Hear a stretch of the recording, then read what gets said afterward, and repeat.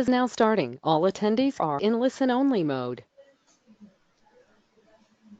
Hello everyone. Welcome to the AVPN webinar on building effective government partnerships to create sustainable system change in education. My name is Kavita and I'm the Manager, Knowledge Center at the Asian Venture Philanthropy Network, AVPN, in India. AVPN is a unique funders network committed to building a high-impact philanthropy and social investment community across Asia.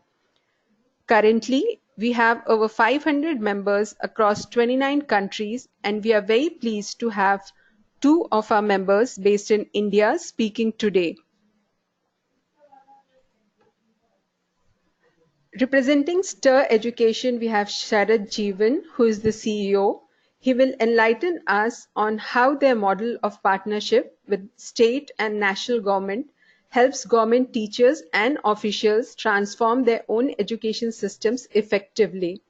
Following that, we have Dr. Rukmini Banerjee, who is the CEO of Pratham Education Foundation. She will take us through the unique program called Teaching at the Right Level, TARL, and how they have effectively worked with the government to scale it up across different states. Since both Sharath and Rukmini will be speaking about their partnerships with the Uttar Pradesh state government, we are very glad to have Dr. Sarvendra Singh, Director of Basic Education, Government of Uttar Pradesh, on this webinar.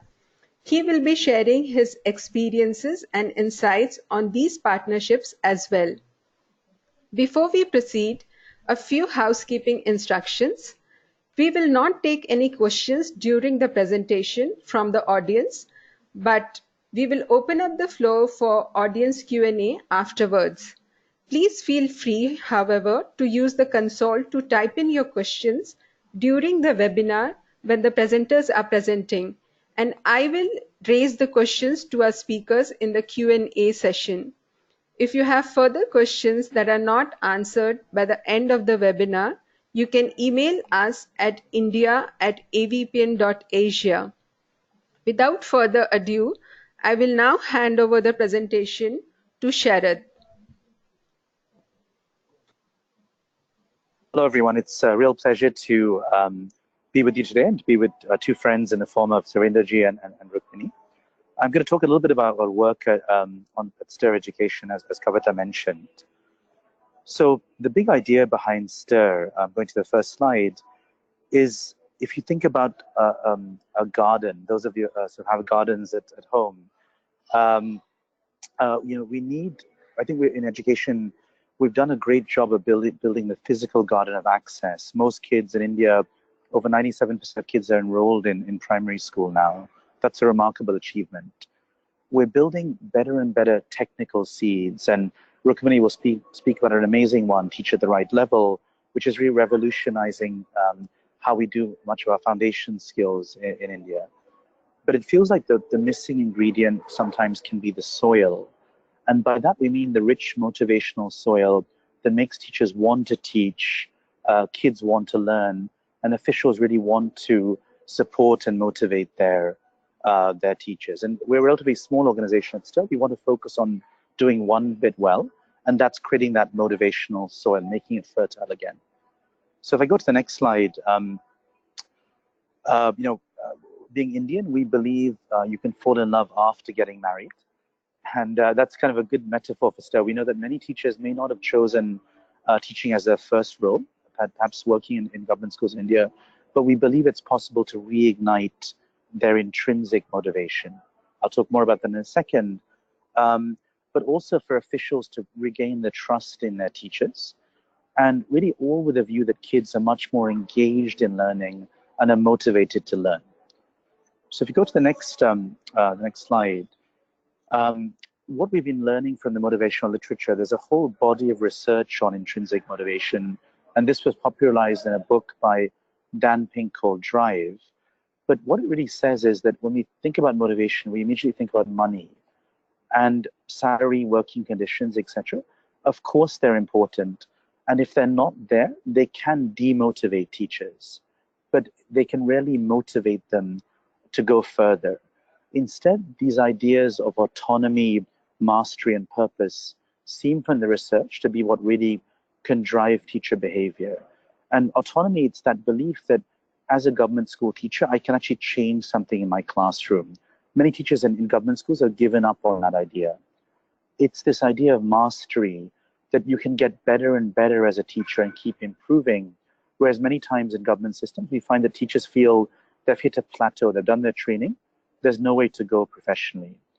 And finally, the sense of purpose, that teachers feel connected to each other, to the district officials that support them, but also to the children they're teaching. So it's no longer seeing themselves as civil servants, but being really active agents in changing the life chances of children. So on the next slide, we bring that to life through a model really in 3 stages. The first stage is at the teacher level, and this idea of a teacher network. Think of it like a bit like a microfinance group for teachers. 20 or 30 teachers meet up every month for a couple of hours. They're exposed to new evidence on what can improve their teaching practice. That's heavily based on Indian and global evidence. They're given examples of that. So for example, it might be about how to build new routines in the classroom, how to check for understanding of children, how to ask better questions. But they're not told what to do. They, as a peer group, discuss the evidence, discuss how they'll put it into their context, design an action plan, practice it together, commit to each other to do that, and then they go off and try that new practice in the classroom. And now someone in the school system observes them trying that practice out and giving them feedback on that. They come back a month later, reflect on it, add new strategies, and every 3 months they move to a new area of practice. So it's designed to increase their teaching practice and quality, but also drives that idea of autonomy. They can change things, that sense of mastery, they're getting better, and the sense of purpose, they're feeling connected to each other and their kids again. These teacher networks are run entirely by government systems, by people at the district and sub-district level. And so it's owned and run by the government from the start. And it still will typically have 1 person per district in India supporting the officials in that district to run, manage, and monitor those teacher networks on an ongoing basis. And finally, this is woven into an MOU with the state, where it's part of the state structure for supporting teachers at scale. So just going on to, I'll skip the next slide, but the slide after.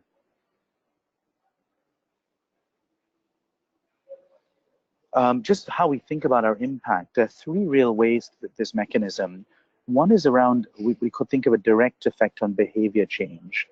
We've been able to try to be very tangible at what does a motivated teacher, official, and child look like. For a teacher, it's things like they're showing up to school, they're spending most of the time in class teaching, they're changing their practice in a positive way, in the way they're committed to in a network meeting. They're investing in their career as a teacher to get better. They're teaching all children, and they're creating an emotionally and physically safe environment for kids in the classroom.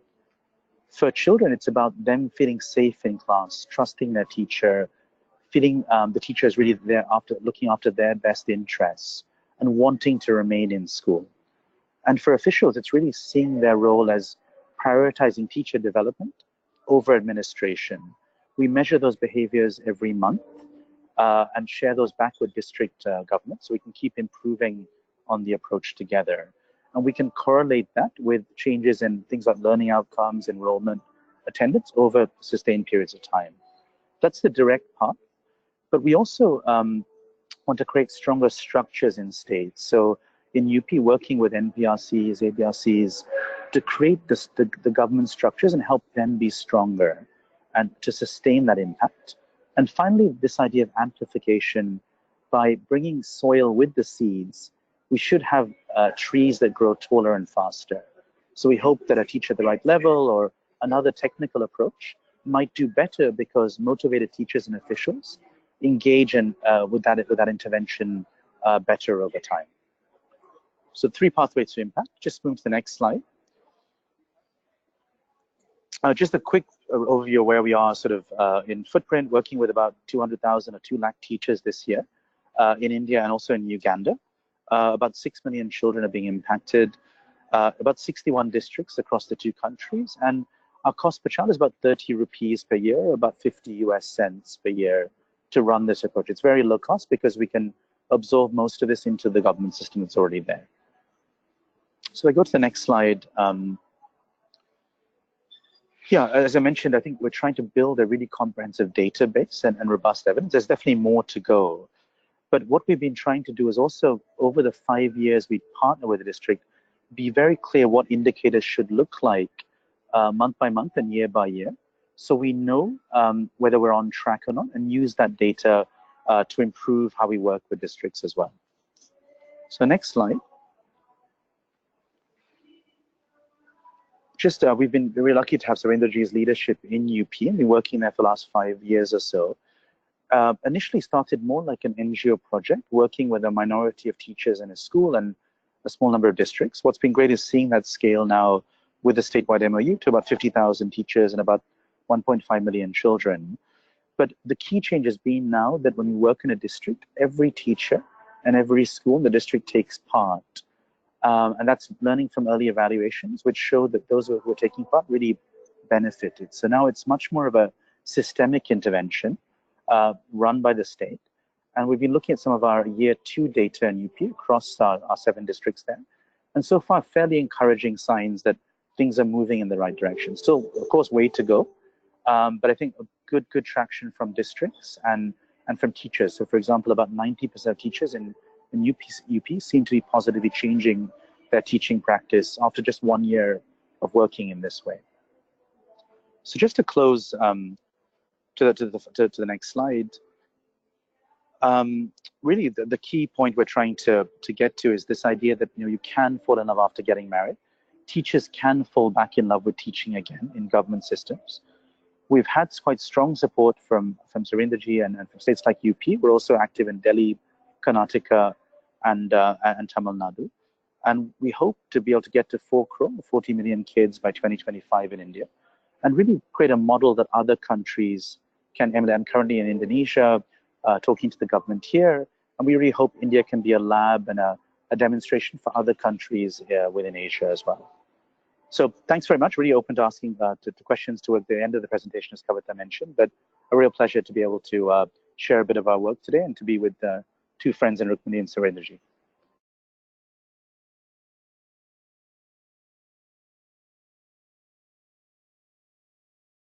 Hello everyone, this is Rukmini and it's a great pleasure to be on this webinar along with Sharath and Sarvendraji.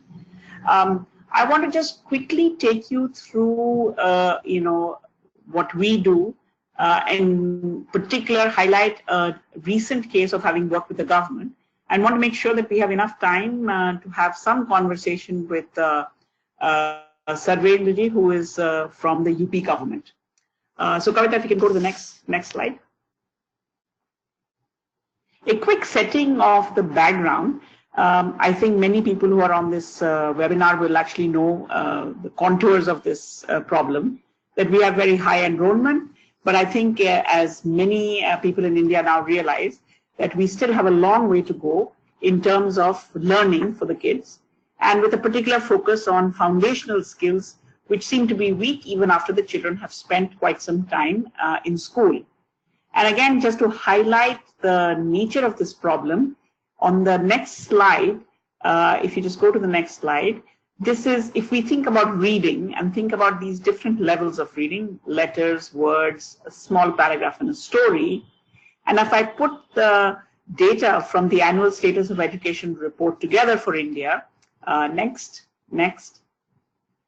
you'll see that, and I think many people know what this picture shows us, but if you look at where children are, you can see that even at grade 5, after 5 years of school, we still have only about 50% of kids who are reading at least at 2nd grade level. It's possible that some of these children are also at a higher level. But more importantly, we can see that there is half of all children in India are not yet even at the 2nd grade level after spending 5 years in school. And so really, as a national issue, what can be done to help kids from grades 3, 4, and 5 to catch up quickly so that they can benefit from being in school and from being able to absorb what grade level expectations are. If you look at the grade 5 line and think of yourself as a grade 5 teacher, then it's clear that you have a major challenge on your hands.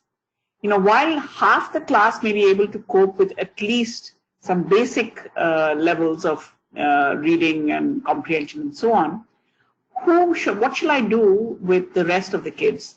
And in the rest of the kids, you can see that they vary from about close to 18 or 19% who are still struggling just with letters or even not that. I have another 13% who are just about reading words. And so really for a teacher, this is a big issue about how do I cope with kids who are of all these varying levels, and with perhaps only a small percentage who are at the level at which I'm supposed to teach, which is from my grade level expectations or from my grade level textbook. So this is the problem. Pratham has been working next on trying to solve this problem. And very quickly, I want to take you through the fact that given this problem, I think there were two parts to it. One was, how do you encourage more people to participate in understanding the problem using simple tools and simple methods? And the part of our work that does that, can be called ASER. But the solution to the problem, over a period of the last 10 or 15 years, we've evolved a pattern in which we call teaching at the right level in English. It's called Kamal in Hindi. Kamal means amazing. Basically, it's an approach which helps children acquire basic reading and arithmetic in a short period of time, and is particularly useful and effective for children who've been in school for some time, grade 3 and above. And so the key characteristics of that approach are in the next slide. You start with a basic assessment, which is very similar to what you saw. Then you group children by level rather than by grade. So if you look at the slide that I showed you, where we've got the numbers of children, the ability of children to read by rows, instead of teaching children by grade, you will then group them by the level at which they are, whether they are able to read letters or words. And doesn't matter if they're in 3rd, 4th, or 5th grade. And then move accordingly, help kids with appropriate activities and materials to move to the next step. And use the simple assessment as a way of measuring progress. So we've been doing that in our Pratham's own direct instructional programs for a number of years. And we can see that these results produce the results that come out. A majority of children at the end of about 30 to 50 days are able to read. And the learning gains last over time. Several RCTs have been done to prove its effectiveness. Now this is where we come, if you go to the next slide, about if this works and it has been evaluated, then how do we work with governments so an effective method that can solve a major national problem can go to scale. The next slide shows us, will actually give you the details of the case. So UP government approached us around this time last year with the idea that the teaching at the right level approach could potentially be used in all primary schools of UP. And as everybody knows, UP is the biggest state in India, and here are some numbers to show you how large this problem was. The government called this the graded learning program, and the goal was to use teaching at the right level methods to see if we could really improve foundational skills like reading and arithmetic. So how does one do that? We are a small organization, we are not a large organization. UP is huge. And how do you get this big change in mindset and in methods into a very large system? So I would say that's one of the most challenging things that whether you're in the government or outside, that you can think about. Next. There are, of course, many things that have to be done, but I want to highlight a couple of things. If I take a district in UP, and here are, I'm sure all of you can see the, how many schools in a district block and so on. We decided to move forward, and in our discussions with Sarvendra ji, he was very keen that whatever is tried for the whole state. And so how do you break down this problem? How do you create a team of people who can lead this? We believe very strongly that leadership counts. Leadership from top to bottom counts. And so our suggestion, and that's what actually happened, was 4 people from the government side were picked from each district. And so this made it about 300 people. They worked with the Pratham team for about 4 or 5 days in a residential kind of a workshop to understand not just the methods, but the goal, the approach, the philosophy behind it, and also the actual instructional methods that had to be used. We stopped at that point and said that before proceeding further, we have to make sure that the leaders, the appointed leaders, are actually able to lead. And one way to figure this out is to make sure that everybody practices the approach that they learned daily in their own schools for a period of about 20 to 21 days. At the end of these 21 days, and so these 300 people went back to their districts, to their schools. They were visited by the Pratham team at least once or twice during this 20-day period. And at the end of it, when you looked at the difference between the baseline and the end line, we could see that there was about a 18-20 percentage point improvement. So this, according to us, this is motivation, because this makes you believe that it's you who changed the future destiny actually of your children by being able to bring about a substantial change in a short period of time. And the motivation that comes from actually having made the change is quite infectious. So the next step in the program was exactly this was done with 4 people from each block, and these people were led by the district level leaders of practice, and they went through the same process of the basic orientation for 4 or 5 days and then practice classes. And now the numbers were much larger. We had about 3,600 people, and if you looked at their data as well, it showed almost a similar amount of improvement. And almost jokingly, when we were discussing this with the government, we said, if you can bring about change, 20 percentage point change in 20 days, what will it take for 100% of UP's children to be reading fluently? And automatically everybody says 100. The point is that you have people within the system who've shown that big change is possible. And so now it was time to go to the teachers. Alongside with this, obviously, there were things going on about printing of the material and so on, but the material was not that much. All told, it was about 1,000 rupees of additional material per school. And if you think that an average school has anywhere between 80 and 100 kids, the actual additional cost was quite low. What happened thereafter was this team of leaders visited the schools, supported them, review meetings had at all levels, and the same importance was given to their baseline, midline, and end line for tracking progress, for providing support as we had done when the leaders were practicing. And all told, they were able to fit in about anywhere between 45 to 70 days of instructional time by the time the program rolled out till the time it finished. And I think the next slide gives you some sense of what was achieved. This is a summary of the data from all the schools of UP for grades 3 and 4. And you can see that, compared to the baseline, the substantial change even in this short period of time. Overall, I think what it indicated to us is that with a clear goal, with strong support, with leadership who had actually done it themselves, it was possible to actually create this kind of a change. So I want to stop here and bring in Sarvendra, this is really his program. I'm just the spokesperson for the program. And Sarvendra, if I can ask you to add to this, not just about the graded learning program, which everybody has heard, but maybe to comment more broadly that you have worked with many different organizations, I'm sure, over a period of time. What in your mind would be a few criteria, whether it's prerequisites or characteristics, of what you think helps to bring about an effective partnership with good outcomes when an organization works with the government? Thank you. It's a great pleasure for me to be part of this very important discussion. Thank you, Kavita, Rukmini, and Sharadji. There are a couple of things I would like to mention at first. One is there should be an acceptance of the problem, accepting the issue, what is the challenge. And that is the point where we start.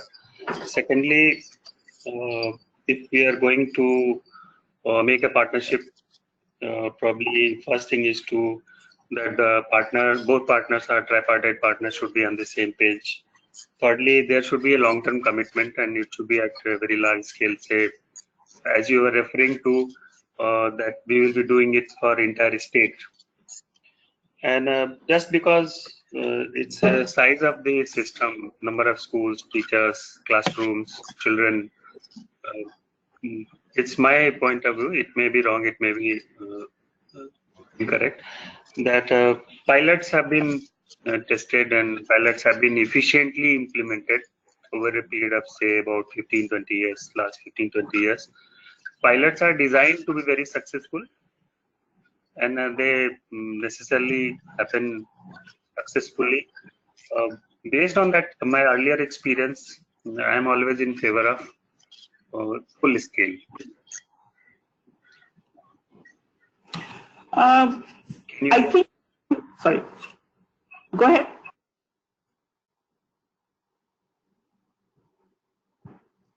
In the case of this particular program, the graded learning one, we on our side were very impressed with the level at which reviews were done.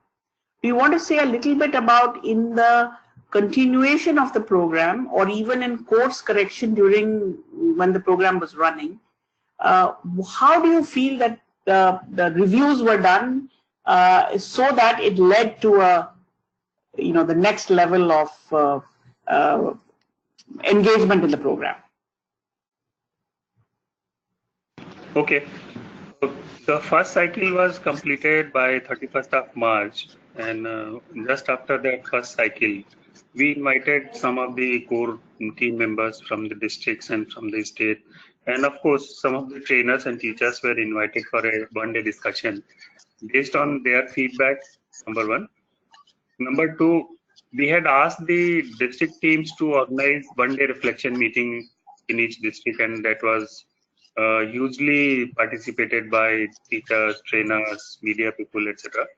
So based on these experiences, we have thought of changes and to refocus the entire program for this year.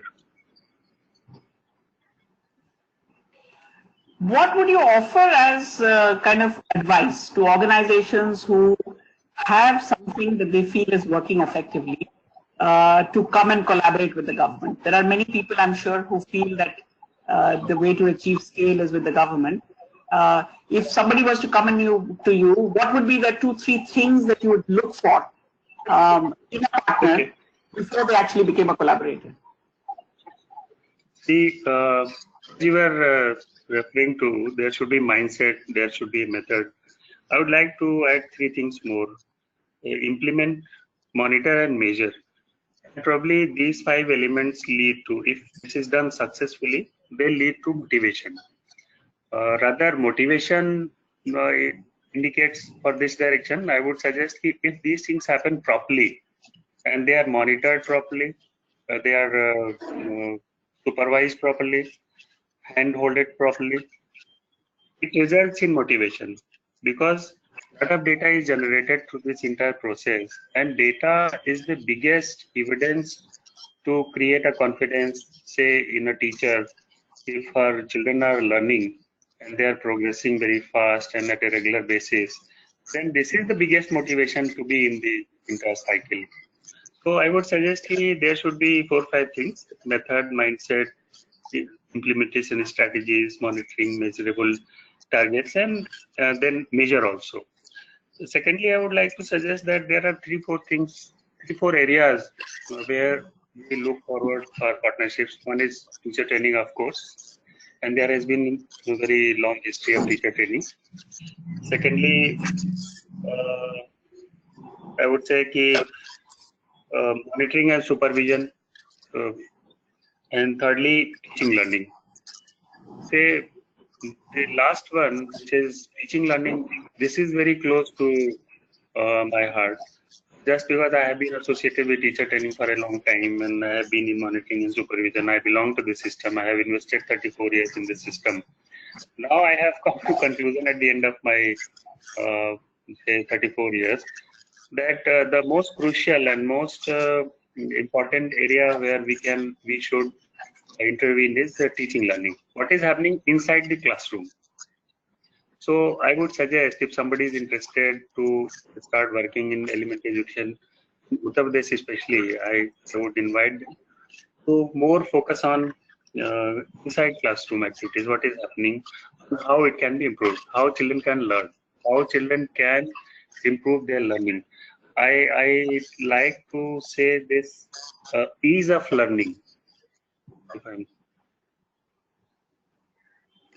Kavita, I know you want to open up the conversation to other questions, so perhaps we should turn it over to you now.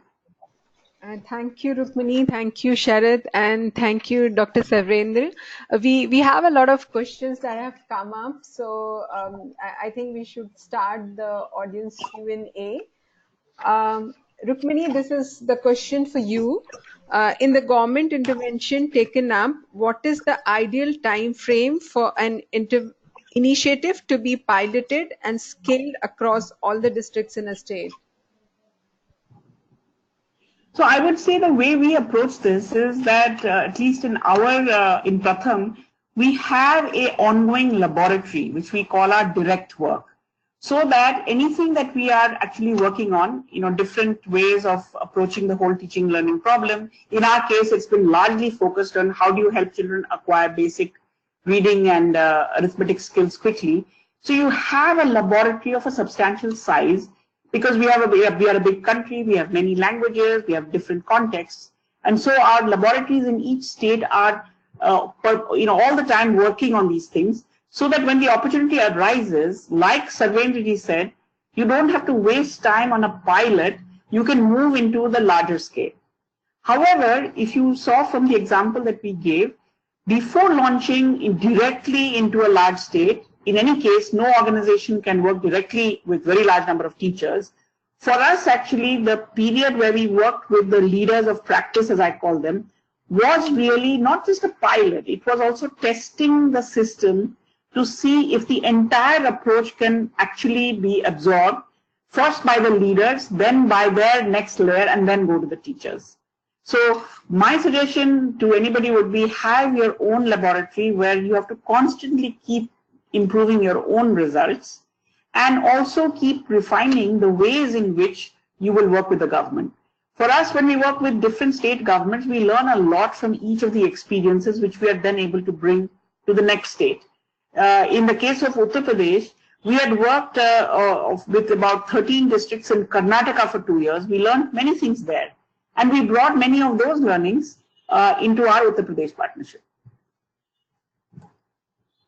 I see a lot of hands raised up. I request all the audience to please type in the questions so that I can raise them to the speakers. The next question is you, Sharad. What is seen as the biggest gap in government processes so far when it comes to percolating of any information or order? That's a great question, Kavita. So I think a lot of this is going back to what Sarvendra was saying about really creating the right systems in place.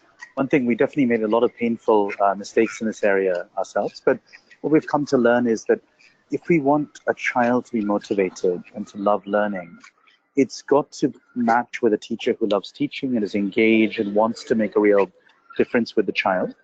And similarly, that's got to align with an official who sees that role of the teacher as well. So there needs to be that alignment, first of all, in terms of the almost the vision each of those roles has in the system.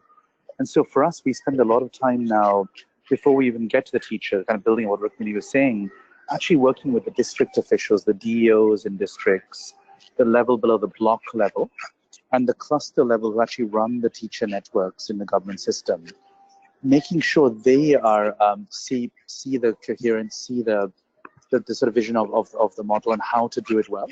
And we have put in a lot of metrics to measure the quality of those interactions and their activities. And that data is reviewed every month. So it gives us confidence to make sure everything is kind of transmitting through the system in the right way. So I think a lot of it is really at a human level, working with officials, remembering they're also human beings. They need to be motivated and align themselves. And then that we see that actually can catalyze a lot of change at the teacher level, and of course at the child level from that as well. Hope that helps, Kavita. This is a question for you, Sarvendra ji. I'll just read it. It says, government is giving training to teachers on continuous basis. What is lacking in those trainings, and why those trainings do not give the outcome as per plan, and how we can overcome this issue?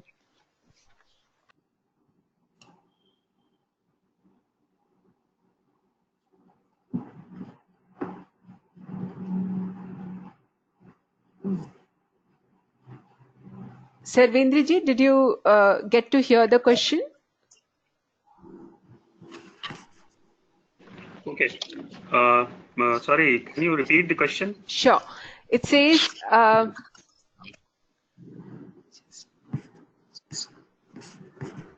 government is giving training to teachers on continuous basis. What is lacking in those training, and why those training do not give the outcome as per plan, and how do we overcome this issue? Okay. There are two types of two domains within the training. One is pre-service and second is in-service. Once young people come to pre-service training, it's well designed, 2 years full-time course. They are sent for school postings and internships, etc. And they do it very well. And once they are deployed, they are entirely novice too, just because reality in the classroom is slightly different what is taught in theory. So there is a gap in theory and practice. I would rather simplify like this. And secondly, what is taught in the classroom, once it is practiced in actual classroom of a school, then only it gives a confidence that yes, I can handle the classroom subject, teaching, learning, and children. So when I was looking after this training vertical, that is SCRT, we tried to include some of the elements in pre-service training, which were aimed at helping students how to be a better teacher in real classroom situation. The second area, which is pre-service training, largely they are designed for 5 days, 7 days, 10 days. And again, there is a disconnect between the teacher training, which is happening in the training hall, and the situation which is in the classroom. They should practice what is being taught theoretically. There is a disconnect in this kind of. So I would suggest, I try to bridge this disconnect between training hall and the classroom.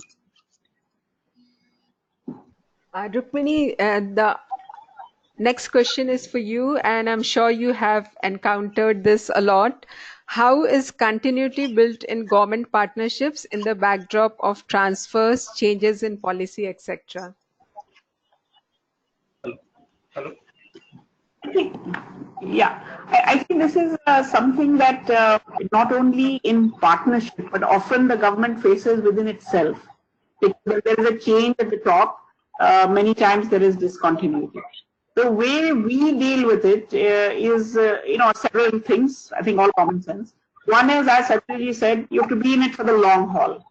So let us say that our UP team, which today has worked with the government, 2 people or so in every district, it's not like we are going to go away. We will continue to have a long presence in UP. And if for some reason there is discontinuity, we make sure that our teams are busy doing something else during that time. So you can always go back to doing teaching and learning with a group of schools close to you. The other, I think, strategic thing that is always useful to do is that when you are in a partnership that's working well, you have now made close friends and connections. And I think the human angle that Sharath referred to is very important, because a lot of this are relationships of trust, of friendship. They're not just of teaching, learning. with people all the way from the school to the cluster to the block. And I think maintaining a strong relationship is important. We've seen that over the years when we work with government, sometimes a state partnership may continue for a few years, but then there could be districts that come forward who want to continue it. It works the reverse as well. In UP, for example, prior to coming to participating in this major statewide relationship, we had one almost 10 years ago. But in the middle, we've had strong relationships with different districts. All the diets of all the district education training institutions participate in ASAR every year. So there is an ongoing contact through a long period of time. And then when a big program like this happens, obviously you take full opportunity. But you're also ready for delays, discontinuities, and so on. But this is not just things that outside partners have to bear with. I think some of these discontinuities have to be actually dealt with even within the system. Sharad, the next question is for you. What is the best way to capture change in teachers' intrinsic motivation towards innovative pedagogy? Thanks, Kavita. So we struggle with this a lot, and I think one thing it's very hard to measure motivation, of course. So one thing we initially spent a lot of time working with psychologists at universities like NYU in the US to look at psychometric tools to measure motivation. What I think we've come to much more is much more simple behavioral measures that make much more sense to governments, and there's much more research. These are linked to improve learning over time for children. So there are things like, is the teacher actually in class and putting effort in? We found that teachers who are actually who are part of these networks are much more likely to be spending the majority of their time teaching, for example, in some of the evaluations. But also things like, are they changing their practice? Going back to what Sarvendra was saying, much training isn't effective because it's disconnected from what happens day to day. And one of the things we were able to build in with Sarvendra's support was that now every teacher in UP who are part of these networks is observed by someone in the school system trying out the new practice. And that seems to have doubled, maybe even tripled the rate of the classroom behavior change. So I think just to answer your question over there, simply, it's that not that teachers don't want to change, they often do. We help to create the motivation to change, but we also have to support them in that change as well. And therefore, having this very positive developmental observation taking place gives them the encouragement, the confidence, and the fact they're in a network together with other teachers means they can share what's gone well and also what's been challenging. And it helps them be more open to innovative practices and to changing how they teach day to day. And as Sarvendra was saying, that's the holy grail. It's really about how the teachers change what they do day in, day out from a teaching and learning perspective. Rukmini, the next question is for you. How important is governance while taking up partnerships for scale with the government?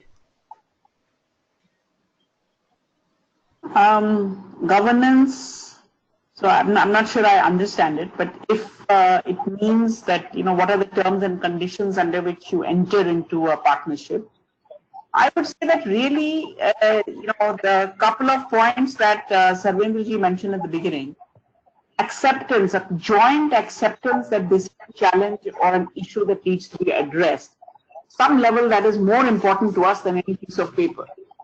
Because in our case, with most governments, it's the memorandum of understanding is really for the activities that are jointly to be implemented. And if there's not a clear understanding that this is the problem and here is the goal to which we want to target our efforts, then no piece of paper really makes sense. So I think we go to quite a bit of, we go to some length to make sure that the intent is actually clear. In case you mean leadership, I think that there has to be some clear demonstrated leadership, because from within the system, any reform effort has to be led. And the leader from within the system often also faces resistance from kind of status quo or business as usual. And so Clearly, leadership on both sides is important, but it's not just the leadership, but I think alignment, and Sharath mentioned this, I think alignment of intent, alignment of purpose, alignment in the mindset to see that the kinds of activities that have been planned are important, understanding key elements. So for us, the way we test out is to see how does it work in the first round when it's the leaders that are involved. Because if the leaders of practice are not aligned to this entire approach, then you cannot expect that people later on will be. So I'm not sure what your questioner meant by governance, but if it was sort of the terms and conditions of the leadership, that's what I would say. Sharad, the next question is for you. What are some workable solutions to ensure teacher accountability within the system? Are teacher performance assessments needed to build a culture of accountability in schools? Yeah, so I think I want to go back to what Rukmini and then Sarvendra was saying, which is this idea that data is motivating. And I think if you look at a teacher in a government school in many states in India, the challenge is they're not getting any feedback, right? So going back to these ideas of, autonomy, mastery, purpose, if you don't know how well you're doing and what's changing, it's very hard to feel motivated. So a lot of what we've been focusing on is how do we give teachers that feedback so they're getting a sense of how their teaching is improving, getting a sense of how their kids are engaging in the learning, and getting that regularly on a monthly basis. So it becomes a part of a system for improvement. I think often we tend to jump to these very high stakes accountability systems. Like I know some states in India have tried these pay performance systems and so on. The results on those have been very mixed if you actually look at the literature there. I think a lot of it really is how do you re-energize and revitalize the teacher themselves so they want to change, and just give them the data in a way that is motivating, as the other two speakers were saying as well. It's not that difficult to do, but it does take, to Rukmini's point, follow through. So how do we make sure there is someone in the system whose job it is to give the teacher feedback on, did they try that practice out? How did it go? It just requires that coherence and focus. But what we're finding is that, I mentioned 90% of teachers in UP are changing their practice now quite tangibly. So it is achievable. It's not a lost cause at all. I think some fairly simple things can encourage that change in teaching and learning. Since we are already speaking about data, the next question is for Sarvendra ji. Do you think data management can solve a lot of problems for government departments, specifically the education department?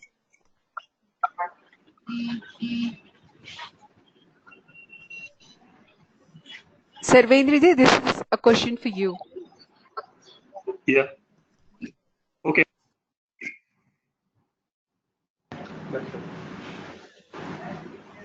Hello. Yes, Sarvendra ji, please go ahead. You.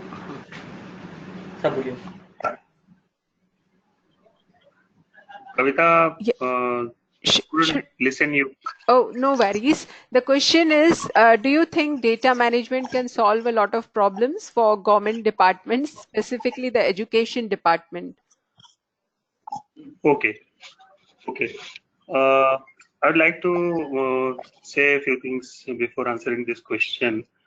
One is data is not the entirety. Data is not the solution. And data is an enabler. Once you see the data, it gives you confidence that it's happening and it can be done. It provides you an insight that what kind of mid-course correction can be incorporated. So data management is very crucial in that sense. Secondly, once I was saying about two things that after doing this, probably teacher feels more motivated, yeah, administrator feels more motivated. I am again saying that because only motivation, it doesn't somehow lead further. Secondly, I am fortunate enough that in last 2 years or more, we have received very young, professionally trained teachers, and they are full of energy, very motivated, and I have interacted with about, say, hundreds and thousands of teachers in groups and individually. I can say there is not a deficit of motivation. So the main issue is to capture their motivation and how it can reshape the classroom interaction and how it can reshape the life of a child in the classroom. So data can provide insights at a point of time, say at the beginning, in the mid, at the end of the level. Rukmini, the next question is for you. What should be the student assessment system to ensure the teaching at the right level could sustain? Could going back to viva voce or practicals be a good alternative?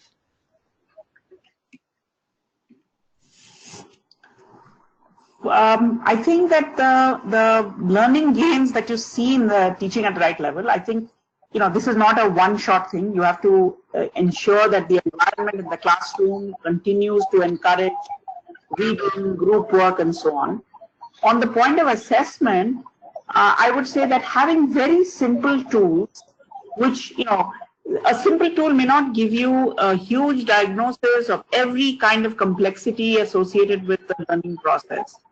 The simple tool gives you a quick indication. It's like taking a temperature. You take a temperature just to know if the child is doing okay or the child is sick. And then if there are more detailed tests to be done, they can be done by some specialist. But for a parent or a family member or just an ordinary person, the thermometer provides an important role. I think assessment is like that, where if you have a simple way of checking on where is my child at, that can provide the motivation, the direction, and the purpose. I think assessment tools being kept simple so that a teacher at his or her own level can understand what is to be done. Because in the process of teaching, you have to look both at the aggregate, which is your whole class or the whole school, and vis-a-vis an individual. So what kind of a simple assessment can give you a view of both the aggregate and the individual? So you can make sure that the individual progresses relative to others, and how the aggregate also is continuing to make a move. So the work that the graded learning program did is, I think, they're beginning to set the foundations in place to give the confidence to all concerned, parents, teachers, children, that big change is possible if you're focused, if you do things in an effective way, and that this is just the beginning. The journey still lies ahead. And as Sarvendra just said, I think the periodic simple data can keep you on that path and keep you motivated. Sharad, the next question is for you. You mentioned working with teachers, district officials, and state officials. How do you manage to work with all the three stakeholders at the same time, with each of them needing different interventions and having their own set of challenges? Great question. So we have a role called the district lead role, which is core to how we work with our government partners. And in India, we have typically one person per district. That person's role has been carved out between these key stakeholders. So a percentage of time is with the district officials, those with block and cluster officials, and those with teachers.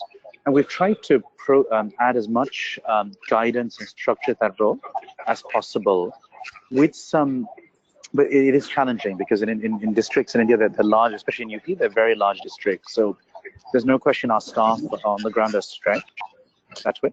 But I think we've tried to really help them see how they can use their time efficiently and create monthly rhythms. So for example, there's a monthly meeting that our district lead has with the district education officer and their team.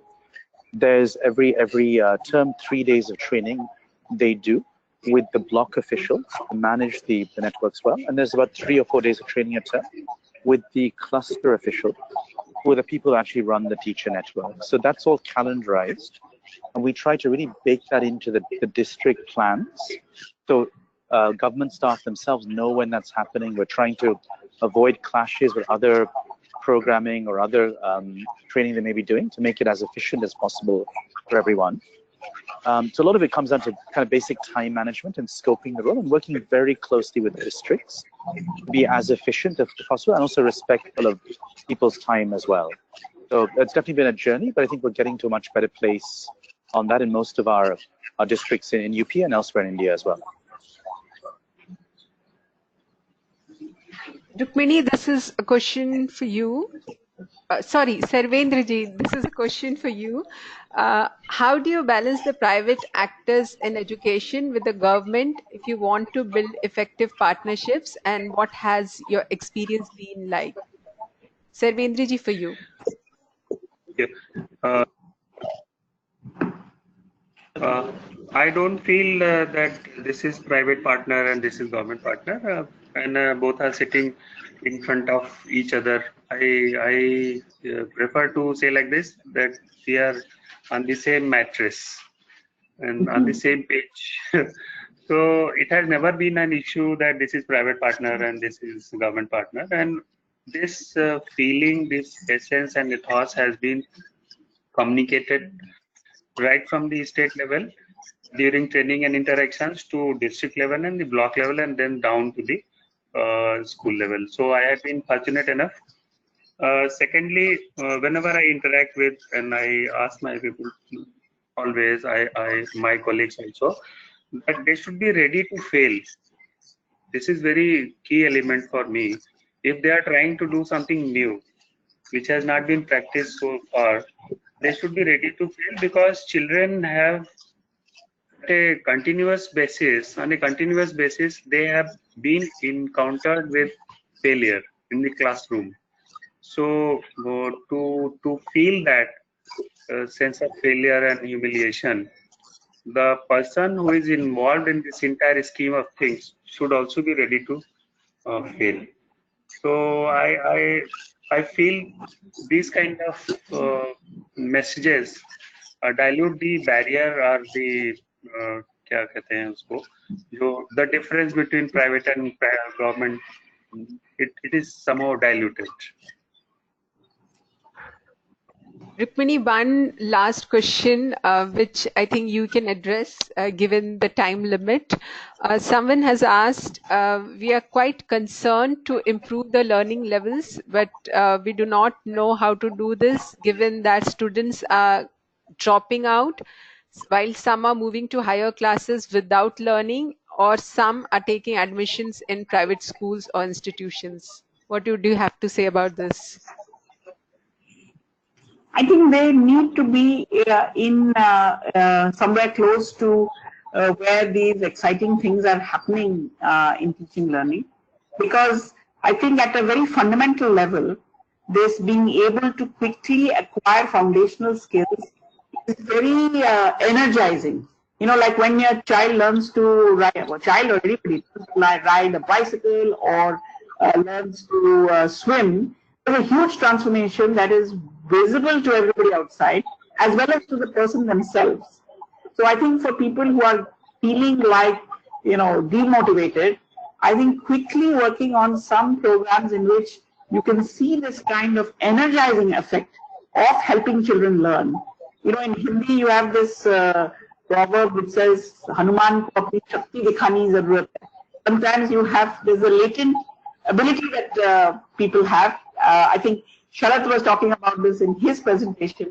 It is to fall in love with teaching again, or both at the teacher level and the child level.